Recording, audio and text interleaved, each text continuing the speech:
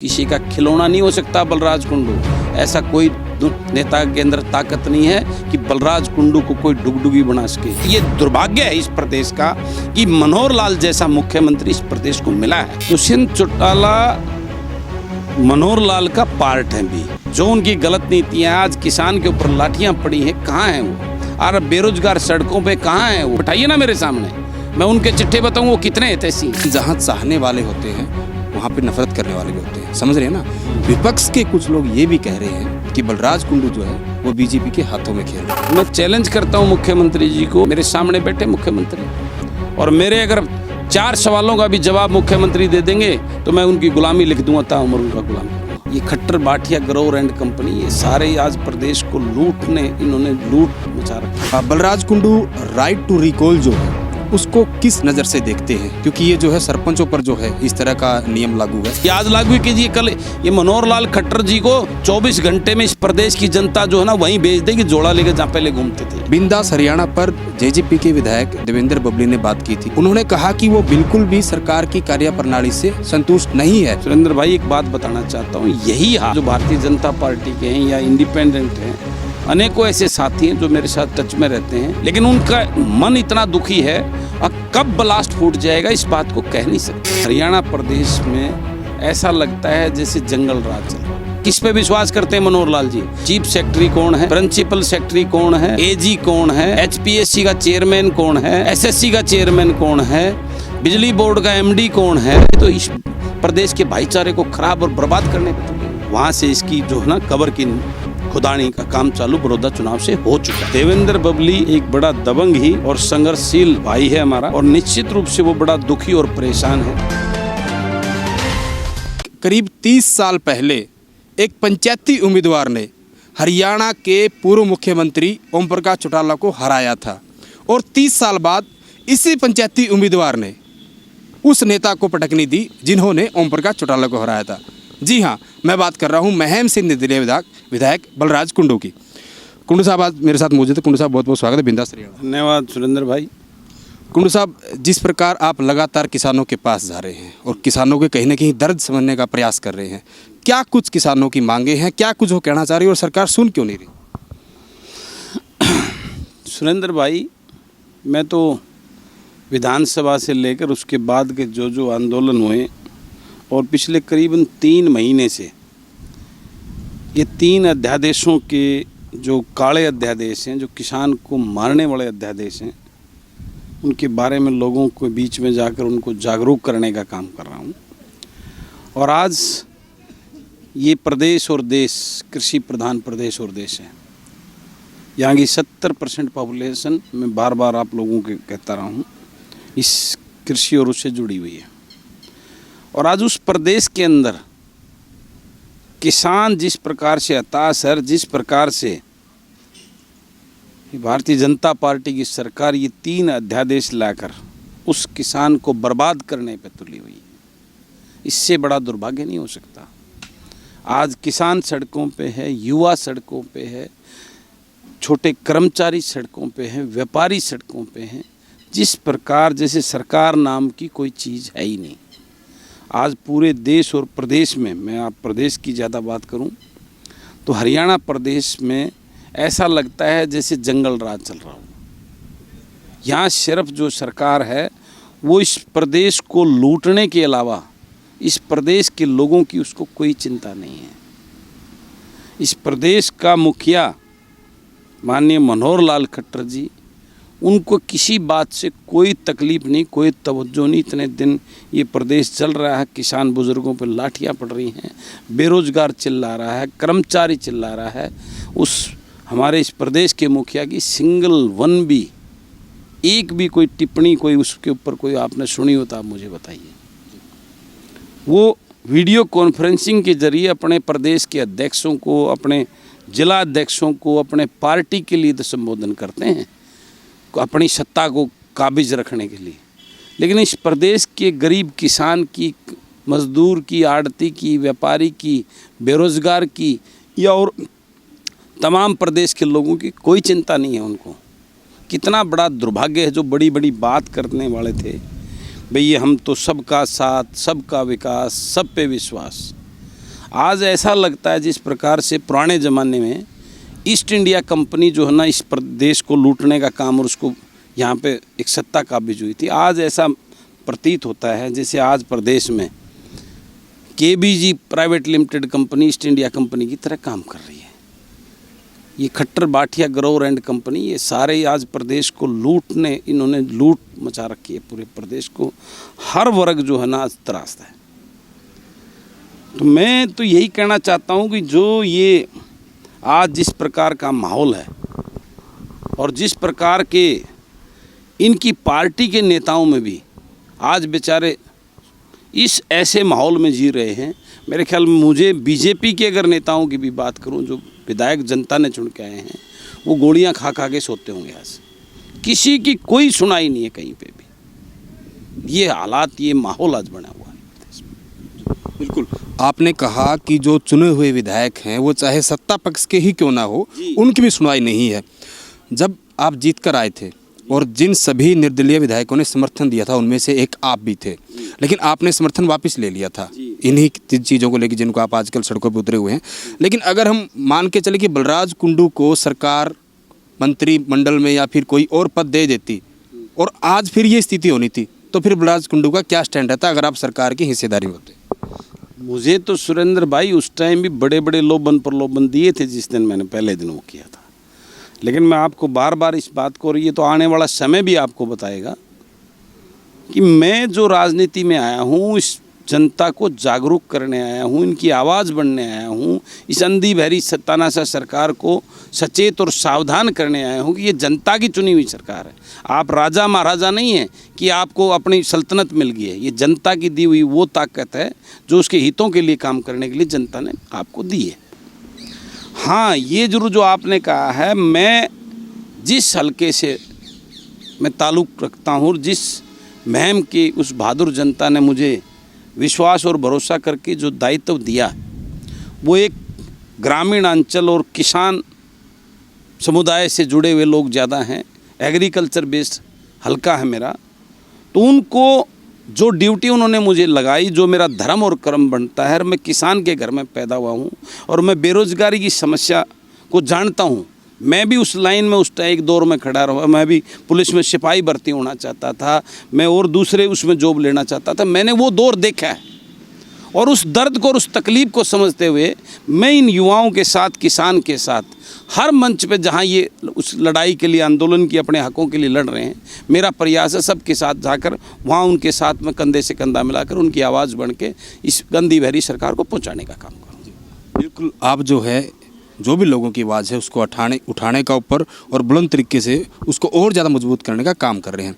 लेकिन हम सरकार की बात करें, जैसे कि आपने शुरुआती दौर में कहा कि सरकार में जो विधायक हैं, यानी कि सत्ता पक्ष के विधायक हैं, उनको जो है नींद भी नहीं आती, बिना नींद की गोली लिए।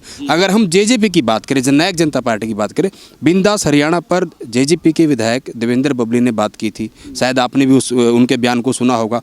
उन्होंने कहा कि वो बिल्कुल भी सरकार की कार्यप्रणाली से संतुष्ट नहीं है, या फिर यूं कहें कि सरकार को जिस तरीके का काम करना चाहिए या फिर जो उन्होंने जनता से वादे किए थे मैनिफेस्टो में, वो बिल्कुल भी पूरा नहीं हो पा रहे। तो बलराज कुंडू जो ये हलचल मची हुई राजनीतिक, इसमें क्या कहना चाहेंगे? देखिए, देवेंद्र बबली एक बड़ा दबंग ही और संघर्षशील भाई है हमारा, और निश्चित रूप से वो बड़ा दुखी और परेशान है। जो चीज़ लेकर, जो सोच लेकर, जो भावना के साथ वो लोगों का विकास और अपने क्षेत्र का विकास करना चाहता था, वहाँ वो सब नहीं करवा पा रहा। सरकार की कार्यशैली से बहुत परेशान है और उसी परेशानी की वजह जो कल परसों में उनका जो बयान आया है वो उसी का है।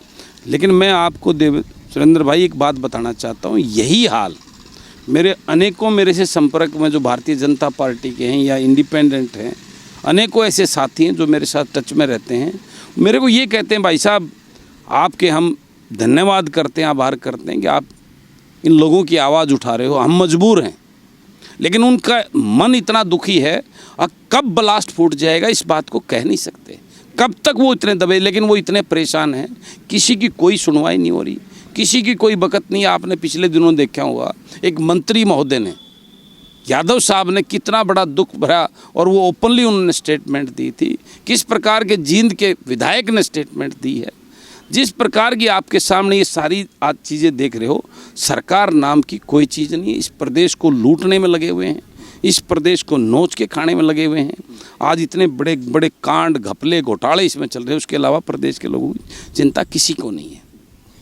आपने कहा कि उन विधायकों ने आपसे खुलकर बात की कि जो है वो बिल्कुल भी खुश नहीं है और प्रदेश में जो इस तरह का भ्रष्टाचार या तमाम चीज़ें चल रही जैसा कि आप कह रहे हो, तो फिर आपकी तरह वो आपके पीछे आके खड़े क्यों नहीं जाते? वो विधायक चुप क्यों हैं? आखिर वो अपनी आवाज़ बुलंद करें आकर सबके सामने, क्योंकि उन्होंने जनता ने उनको चुनकर भेजा है। देवेंद्र बबली जिस प्रकार से आए, राम कुमार गौतम जिस प्रकार सामने आ रहे हैं, अभय चौटाला भी लोगों की बात करते हैं और बलराज कुंडू भी कहीं ना कहीं उसी श्रेणी में लोगों के साथ आकर खड़े होते हैं। आखिर उन लोगों को क्या डर है? अगर उनको लग रहा है कि सरकार में उनकी सुनवाई नहीं है, तो फिर भी क्या बलराज कुंडू उनको कहीं ना कहीं हौसला देंगे या फिर उनकी अगुवाई करेंगे? या फिर हम यूं कहें कि कहीं नीचे नीचे हरियाणा के अंदर एक थर्ड फ्रंट तो नहीं खड़ा हो रहा?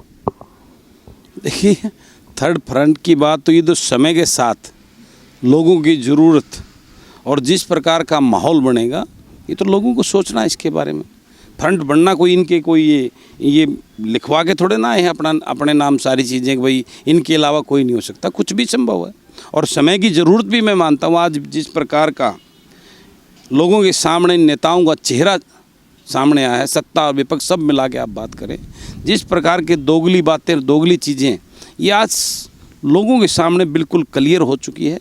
और आने वाले समय में निश्चित रूप से मेरा यह मानना, जिस प्रकार के लोगों की भावनाएं कि इस प्रदेश के अंदर निश्चित रूप से इन जुमलेबाज और झूठे नकली दिखावे वाले और जो ये ख़ानदानी रजवाड़े चल रहे हैं, इनका अंत निश्चित रूप से होने वाला है। आने वाले समय में जनता की अदालत और जनता की सरकार इस प्रदेश में बनेगी, इस बात में कतई कोई दो राय नहीं। और इस अंधी बहरी और तानाशाह सरकार, इस घोटालेबाज सरकार, इस जुमलेबाज सरकार की उखड़ने की जो इनकी जो है ताबूत में कील इतनी ठोकते जा रहे हैं, अब इनको कोई बचाने वाला नहीं है। निश्चित रूप से इस प्रदेश का युवा आज जो हताश बैठा आपके सामने, आज देखिए कितना बड़ा एजिटेशन, आज राष्ट्रीय जो है ना बेरोजगारी दिवस मनाया है। जो ये भारतीय जनता पार्टी सेवा सप्ताह फलाना जो ड्रामे कर रहे हैं, ये जो इनको चाहिए, आज प्राइवेट सेक्टर में 30 से 40% के बीच में जो है ना बच्चों को निकाल दिया गया है, कंपनियों का बुरा हाल है। और इस कोरोना की महामारी में इतने बड़े कांड और घपले और ये सिर्फ जुमलेबाज और ड्रामे अपने दिखावे कर रहे हैं, इस युवा बेरोजगार की कोई चिंता नहीं है। तो जिस प्रकार से पिछला अगर आप इतिहास देखें, इस भारतीय जनता पार्टी को सत्ता पे काबिज करने का सबसे बड़ा जो योगदान है वो यूथ का है। और अब ये यूथ ही इनकी जड़ें उखाड़ कर इनको भगाने का काम करेगा। ये आपके सामने आने वाला समय आप देखेंगे। कुंडू साहब, जिस प्रकार आपने कहा कि जो सरकार है उसके ताबूत में है, जो कील जो है वो लगातार ठुकती जा रही है, जैसा कि आपको चाहने वाले जो हैं उनकी तादाद कहें या फिर उनका जो काफिला है वो लगातार बढ़ता जा रहा है, लेकिन जहाँ चाहने वाले होते हैं वहाँ पे नफरत करने वाले भी होते हैं, समझ रहे हैं ना?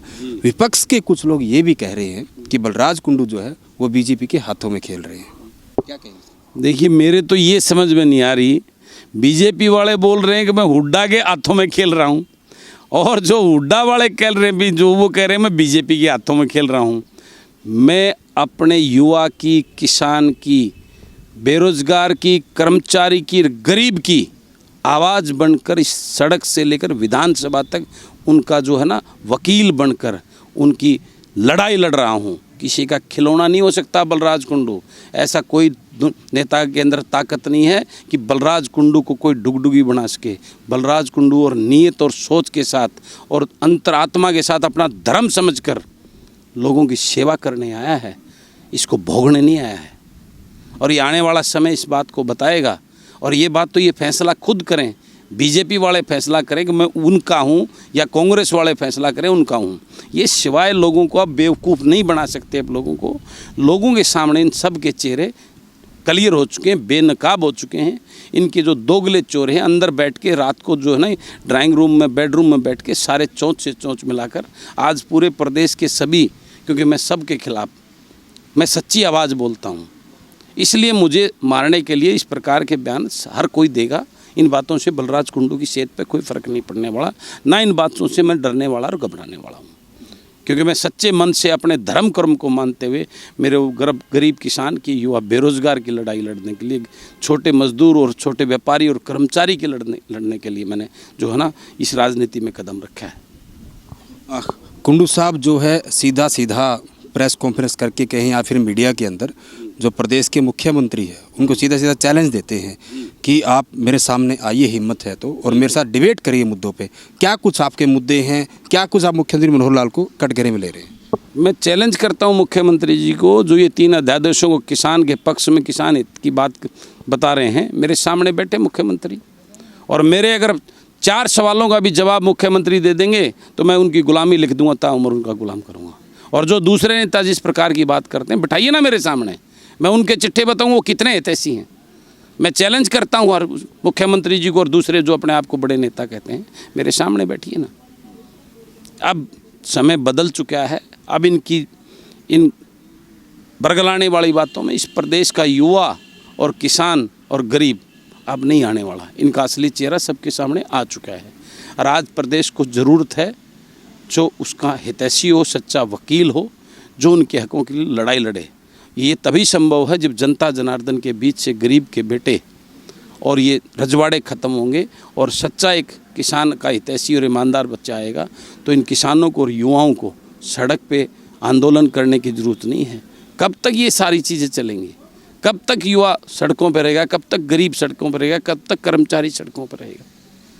जब इनके वकालत करने, जहाँ असली विधानसभा में जहाँ बिल पास होने हैं, जहाँ इनके लिए सारे कानून बनने हैं, वहाँ पे जब वो बैठेंगे तभी ये सब संभव हो पाएगा।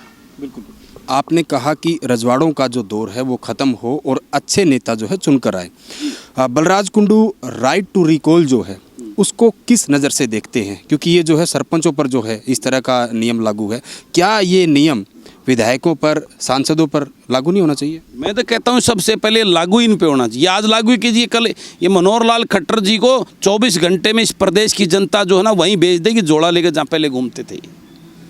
और ये सबसे पहले होना चाहिए। सबसे पहले इन नेताओं की ये तनख्वाहें बंद होनी चाहिए। मैं तो ये कहता हूँ इनके जो तनख्वाह मिलती है, पेंशन मिलती है, सबसे पहले वो भत्ते वो बंद होने चाहिए। क्योंकि ये नौकरी करने नहीं भेजती जनता इनको, अपना वकील बनाकर वहाँ उनकी लड़ाई लड़ने के लिए भेजती है। ये जितने भी हैं ये आम गरीब के, छोटा कर्मचारी लगता है उसकी पेंशन नहीं है। अरे एक 5 साल जो जनता जिसको भेजती है उसकी 60-60 हज़ार रुपये पेंशन हो जाती है। वो 4 बार बनता तो 4 बार पेंशन, 2.5 लाख रुपये पेंशन मिलती। कितना बड़ा न्याय है ये व्यवस्था। सबसे पहले कोई ऐसा कानून आता है तो वो इन नेताओं पे लागू होना चाहिए। इन नेताओं पे सबसे पहले इम्प्लीमेंट हो, उसके बाद हो। आज जिस पर राइट टू कॉल की बात की, ये तो पहले से ही है। जब मर्जी गांव के जो है ना मेंबर, पंचायत मेंबर इकट्ठे होकर सरपंच को हटा सकते हैं।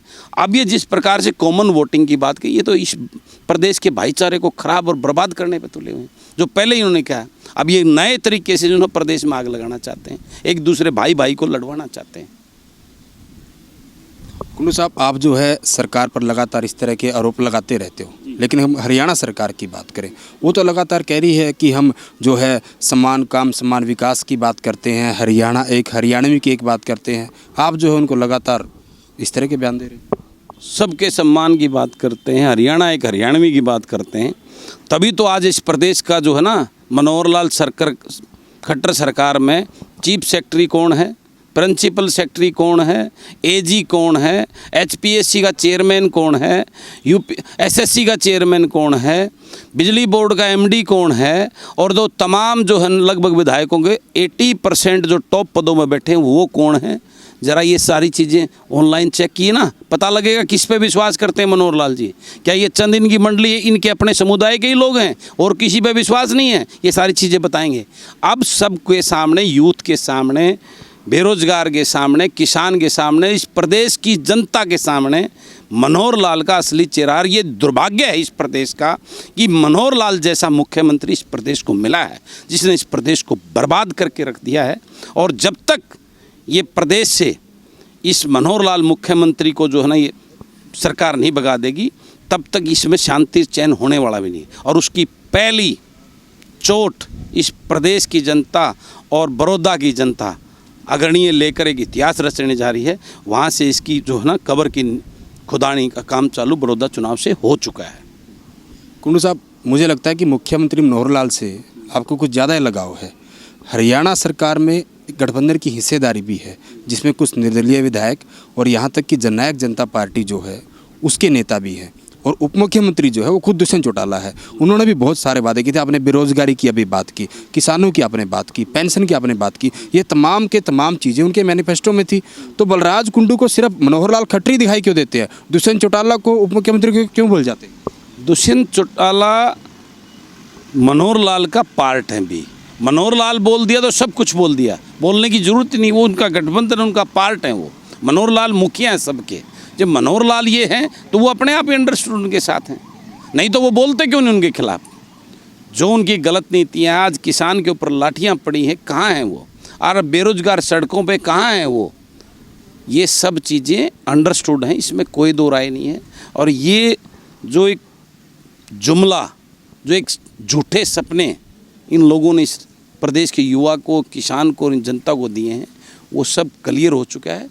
अब इनको सबको जो है ना, ये प्रदेश की जनता, यूथ विशेषकर मैं कहूँगा, ये यूथ इनको सबक सिखाएगा जिसने इसको सत्ता पे काबिज किया था।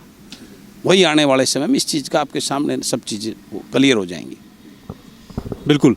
तो ये थे हमारे साथ महम से विधायक बलराज कुंडू, जिनका कहना है कि जो प्रदेश के लोग हैं, खासकर युवा हैं, वही जो है सरकार को कहीं ना कहीं आने वाले समय में आईना दिखाने का काम करेंगे। जिन्होंने इन युवाओं से, इन तमाम वर्ग के लोगों से जो वादे किए थे और कहीं ना कहीं वो वादे उस तरीके से पूरे नहीं हो रहे, तो आने वाले समय में जो युवा हैं और प्रदेश की जनता है, कहीं ना कहीं इन लोगों को मुंह तोड़ जवाब देगी।